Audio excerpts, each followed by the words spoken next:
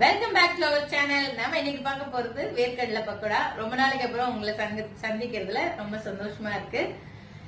எல்லாரும் வீடியோ பார்க்கறதுக்கு முன்னாடி லைக் பண்ணுங்க, ஷேர் பண்ணுங்க, சப்ஸ்கிரைப் பண்ணுங்க, கூட பெல் ஐகானையும் கிளிக் பண்ணுங்க. வாங்க வீடியோ பார்க்கலாம். இப்போ நம்ம பச்சை வேர்க்கடலை இதுல நம்ம உப்பு இதுக்கு வறுத்துக்கணும்னு அவசியம் இல்லை. பச்சை வேர்க்கடலையிலே பண்ணிடலாம். நம்ம எண்ணெயில தான் போட்டு வறுக்க போறோம். இப்போ தேவையான உப்பு, கொஞ்சம் பெருங்காயத்தூள் சேர்த்துருக்கேன். ஒரு அரை ஸ்பூன்ல இருந்து ஒரு ஸ்பூன் சேர்த்துக்கலாம். இதுல கொஞ்சம் சோம்பு, ஏன்னா அந்த சோம்பு வந்து நம்ம சாப்பிடும்போது நல்ல ஒரு கிறிஸ்பியான அந்த டேஸ்ட், அதே நேரத்தில் நமக்கு ஜீரண சக்தியும் நல்லா இருக்கும். இப்போ காரத்துக்கு தகுந்த மாதிரி மிளகாத்தூள், காஷ்மீரி சில்லி இருந்தா காஷ்மீரி சில்லி சேர்த்துக்கோங்க. அப்பதான் அந்த ரெட் கலர் வரும். இல்ல அந்த மாதிரி கடையில இருக்க மாதிரியே ரெட் கலர்ல வேணும் அப்படின்னா நீங்க வந்து கலர் பொடி சேர்த்துக்கணும். அப்பதான் அந்த ரெட் கலர்ல வரும். நான் வந்து நம்ம வீட்டுல இருக்கிற அந்த மிளகாத்தூளோட கலர் மட்டும் தான் சேர்க்கிறேன். இப்போ ஒரு அரை கப்ல அரிசி மாவு சேர்த்திருக்கேன். இந்த கப்புக்கு ஒரு கப் எடுத்தேன்னா கடலை, அந்த இதுக்கு அரை கப் அரிசி மாவு, 1/4 கப்பு நம்ம கார்ன்ஃபிளவர் மாவு சேர்த்திருக்கோம்.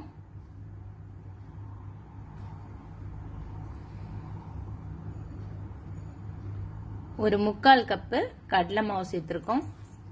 அப்பதான் அந்த கடலையில ஃபுல்லா ஒட்டி மேல நல்லா இருக்கும். இது வந்து இந்த மசாலா இன்னும் நல்லா பிடிக்கும் அப்படின்னா கொஞ்சம் கூட நீங்க சேர்த்துக்கலாம். இல்ல ஒன்னு அப்படி கடலை வெளியில தெரியணும் அப்படின்னா நீங்க கொஞ்சம் கம்மியா கூட சேர்த்துக்கலாம். அது உங்களோட டேஸ்டுக்கு தகுந்த மாதிரி நீங்க இந்த மாவை குறைக்கவோ கூட்டவோ செஞ்சுக்கோங்க. இப்ப எல்லாம் ஒன்னா சேர்த்தாச்சு. கொஞ்சம் நம்ம இதை வறுக்கிறதுக்காக எண்ணெய் அடுப்புல வச்சிருப்போம் இல்லையா, அதை நல்லா கொதிக்கிற எண்ணெய் எடுத்துட்டு வந்து இதுல ஊத்திக்கங்க. அப்பதான் அந்த கிறிஸ்பினஸ் வரும் இதுல. இப்போ இது எனக்கு பவுல் வந்து ரொம்ப சின்னதா இருக்கிறதுனால பெரிய பவுல்ல மாத்திக்கிறேன். இப்ப நம்ம கொதிக்கிறது பாருங்க எண்ணெய், அதுல வந்து ஒரு கரண்டில இருந்து அரை கரண்டி வரைக்கும் குழிக்கரண்டி. இது வந்து ஸ்பூன்ல என்னன்னாக்கா ஒரு 10 ஸ்பூன்ல இருந்து 15 ஸ்பூன் இருக்கும். அந்த அளவுக்கு ஆயில் சேர்த்திருக்கேன். இப்ப எல்லாத்தையும் ஒன்னா நல்லா கிளறிடலாம்.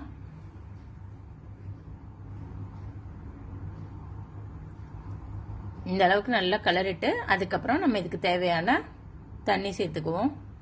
இது வந்து நமக்கு கையில ஒட்டுற மாதிரி ஒரு பதம் தான் வரும், ஒட்டாத பதம் வராது. கையில ஒட்டுற மாதிரி தான் இருக்கும். அப்பதான் அந்த வேர்க்கடலையில மசாலா நல்லா ஒட்டும். அதனால இதுக்கு வந்து நீங்க இது பண்ணணும்னு அவசியம் இல்லை. ஒட்டுது அப்படின்னு பயப்படாதீங்க. ஒரு மைதா கோதுமை மாவு நம்ம பிசைஞ்சு வைப்போம் இல்லையா சப்பாத்திக்கு, அந்த அளவுக்கு பிசைஞ்சுக்குங்க. அப்பதான் அதை வந்து நம்ம வந்து ஒன்னா போட முடியும். அந்த மசாலாவும் ஒட்டும் கடலையோட. ரொம்ப தண்ணி ஆயிடக்கூடாது, அப்போ ஒட்டாது. அதனால கொஞ்சம் கொஞ்சமா தண்ணி பார்த்து சேர்த்துக்குங்க. இது வந்து நான் ஒரு கப் தண்ணி எடுத்திருக்கேன். அதுல ஒரு 3/4 கப்பு நமக்கு தண்ணி சரியா இருக்கும். இதுல நான் போட்ட மாவுக்கும் அந்த கடலைக்கும் இதுக்கு கரெக்டா இருக்கு. இந்த பதம் வந்து நீங்க பார்த்து போட்டுக்குங்க. இப்ப நம்ம சப்பாத்திக்கு பிசைற மாதிரி தான் நான் பிசைறேன் பாருங்க. கொஞ்சம் கொஞ்சமா நல்லா அதுல லைட்டா ஊத்தி இது பண்ணுங்க. கையில ஒட்ட தான் செய்யும், அப்பதான் அந்த வேர்க்கடலையும் ஒட்டும். அதனால செக் பண்ணிட்டு அப்படியே ஊத்திக்கோங்க.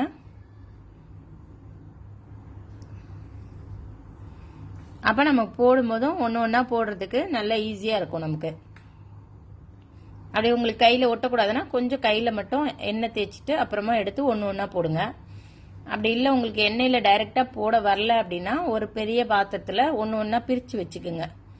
பிரிச்சு வச்சுட்டு அப்படியே எண்ணெயில சேர்த்தீங்கன்னா எல்லாம் தனித்தனியா வேகும். கையால போட தெரிஞ்சா கையாலே போட்டுருங்க. கொஞ்சமா எடுத்துட்டு அப்படியே ஒன்னா ஊத்தி போட்ட மாதிரி போட்டீங்கன்னா சூப்பரா ஒன்னு சேர்ந்துருது பாருங்க. வேர்க்கடலையில எப்படி ஒட்டி இருக்கு பாருங்க. ரொம்ப நல்லா டேஸ்டா இருக்கும். ஒரு ஈவினிங் ஸ்நாக்ஸ், ஈவினிங் இது மாதிரி செஞ்சு சாப்பிடலாம். இந்த மழை நேரத்துல ரொம்ப நல்லா இருக்கும். காரம் உங்களுக்கு தகுந்த மாதிரி போட்டுக்கோங்க. இதுல கருவேப்பிலையும் இதோட சேர்த்து நீங்க போட்டாலும் போட்டுக்கலாம், இல்ல எண்ணெயில போட்டுட்டு இதுல சேர்த்துக்குங்க நீங்க கடைசியா. நான் இப்போ ஒரு 5 பூண்டு தட்டி இதுல சேர்த்துக்கிறேன். இந்த ஃப்ளேவர் ரொம்ப நல்லா இருக்கும். எனக்கு பிடிக்கும், வேணும்னா சேர்த்துக்கோங்க, இல்லைன்னா ஸ்கிப் பண்ணிடுங்க. இப்போ பாருங்கள் நான் எப்படி ஒன்று ஒன்றா போடுறேன் பாருங்கள். கையில் மாவு எடுத்துட்டு ஒன்று ஒன்றா அந்த வேர்க்கடலையை ஒன்று ஒன்றா இப்படியே கையாலே இது பண்ணிங்கன்னா அழகாக ஒட்டிக்கும்.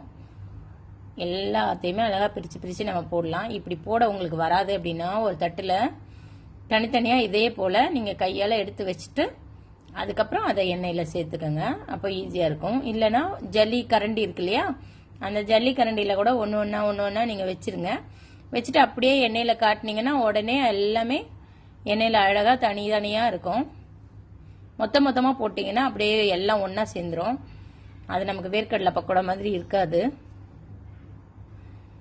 இப்படி நமக்கு தனித்தனியாக ஒன்று ஒன்றா இருக்கும்போது தான் பார்க்கறதுக்கும் நல்லாயிருக்கும், சாப்பிடவும் நமக்கு நிறைய குவான்டிட்டி இருக்க மாதிரி பொறுமையாக சாப்பிட்ற மாதிரி டைம் பாஸ்க்கும் நல்லாயிருக்கும், டேஸ்ட்டாகவும் இருக்கும். பாருங்கள் எந்த அளவுக்கு மாவு நல்லா ஒட்டியிருக்கு. எனக்கு இந்த மசாலா ரொம்ப பிடிக்கும்ன்றதுனால நான் கொஞ்சம் கனகனமாகவே போட்டிருக்கேன். உங்களுக்கு பிடிக்காது அப்படின்னா நீங்கள் இன்னும் கூட குட்டி குட்டியாக ஒட்டாத அளவுக்கு பார்த்துக்கோங்க. மாவு கொஞ்சம் கம்மியாக போட்டிங்கன்னா ரொம்ப கம்மியாக இருக்கும். அதே நேரத்தில் அந்த கடலை அந்த மாவு உங்களுக்கு பிடிக்கும் அப்படின்னா அதிகமாக சேர்த்துக்கோங்க.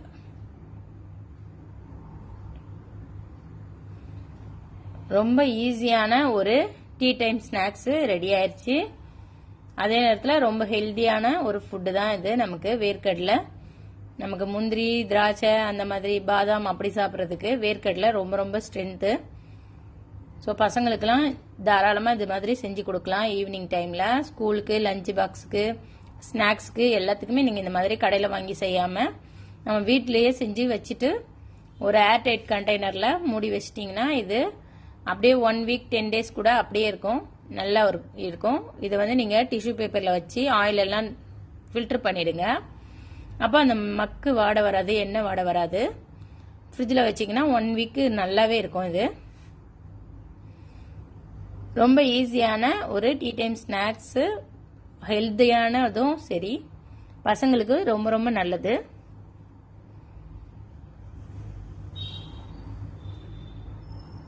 அதே நேரத்தில் நமக்கு ரொம்ப சட்டுன்னு வேலை முடிஞ்சிடும். ஒரு கெஸ்ட் வராங்கன்னா கூட நம்ம கடகடன்னு செஞ்சு இந்த மாதிரி செஞ்சு வச்சிடலாம். சாப்பிடும்போதும் ரொம்ப ஃப்ளேவராக இருக்கும். அந்த சோம்பு, பெருங்காய ஸ்மெல்லு எல்லாம் சேர்ந்து நமக்கு அந்த பூண்டோட ஸ்மெல்லு, பூண்டு பிடிக்கும்னா இன்னும் கொஞ்சம் கூட நீங்கள் அந்த தோலோட லைட்டாக தட்டிட்டு மாவில் சேர்த்து இதில் எண்ணெயில் பொரிச்சிங்கன்னா அவ்வளோ டேஸ்ட்டாக இருக்கும், அவ்வளோ ஃப்ளேவராக இருக்கும், நல்ல வாசனையாக இருக்கும். நமக்கு வந்து கடலை மாவு கேஸ் ட்ரபிள்ன்றதுனால நமக்கு பூண்டு சேர்த்துக்கிட்டோம்னா இன்னும் நல்லது தான். நமக்கு வந்து வேர்க்கடலையும் கேஸ் தான், வாயு பொருள்ன்றதுனால நமக்கு பூண்டு சேர்த்துக்கலாம். அதுக்காக தான் நான் பெருங்காயமும் சேர்த்துருக்கேன். நம்ம எப்பவுமே சாப்பிடும்போது அதுக்கு தகுந்த மாதிரி இந்த மாதிரி சேர்த்து செய்யும்போது அதோட நமக்கு பக்க விளைவுகளும் இருக்காது. அதனால நம்ம தாராளமாக இந்த மாதிரி செஞ்சு சாப்பிடலாம். பசங்களுக்கும் ரொம்ப தாராளமாக கொடுக்கலாம். ஸோ கண்டிப்பாக ட்ரை பண்ணி பார்த்துட்டு எப்படி இருந்துச்சுன்னு எனக்கு கமெண்ட்ல சொல்லுங்க. இதோட நல்ல ஒரு கிறிஸ்பினஸ் பாருங்கன்னா அவ்வளோ கிறிஸ்பியாக இருக்கும். ஏன்னா நம்ம ஆயில் வந்து நல்லா கொதிக்கிற ஆயில் விட்டோம் தானே, அதில் வந்து நம்மளுக்கு நல்லா அந்த மொறுன்னு இருக்கும். அது ரொம்ப நாளைக்கு நமக்கு அது நமத்து போகாத மாதிரி இருக்கும். நல்ல டிஷ்யூ பேப்பர் வச்சுட்டு அது மேலே இது போட்டுட்டு பாக்ஸ் நல்லா ஏர்டைட் கண்டெய்னரில் போட்டு வைங்க. இப்போ கொஞ்சம் நான் லைட் கலர்லேயே எடுத்துட்டேன் பாருங்க. ஃபர்ஸ்ட் கொஞ்சம் டார்க்காக எடுத்தேன். இந்த மாதிரி உங்களுக்கு என்ன மாதிரி பிடிக்குமோ அந்த மாதிரி எடுத்துக்கோங்க. லைட்டாக ஆற விட்டுட்டு அப்புறமா பார்த்தீங்கன்னா தான் இது நல்லா மொறுன்னு இருக்கும், சூடோட தெரியாது. எவ்வளோ கிறிஸ்பியாக இருக்கு பாருங்க. நான் இதில் சவுண்ட் ஆஃப் பண்ணதுனால உங்களுக்கு அந்த சவுண்ட் கேட்கல. பாருங்க கருவேப்பிலையும் நான் எண்ணெயில் போட்டு அதில் சேர்த்துட்டேன். நல்ல ஒரு டேஸ்டான பக்கோடா, சூப்பரான சுவையான வேர்க்கடலை பக்கோடா தயார். எல்லாரும் வீடியோ பார்த்திருப்பீங்க, கண்டிப்பா ட்ரை பண்ணி பாருங்க. எப்படி இருந்துச்சுன்னு கமெண்ட்ல சொல்லுங்க. லைக் பண்ணுங்க, ஷேர் பண்ணுங்க, சப்ஸ்கிரைப் பண்ணுங்க, கூடவே பெல் ஐகானையும் கிளிக் பண்ணுங்க. தேங்க்யூ ஃபார் வாட்சிங்.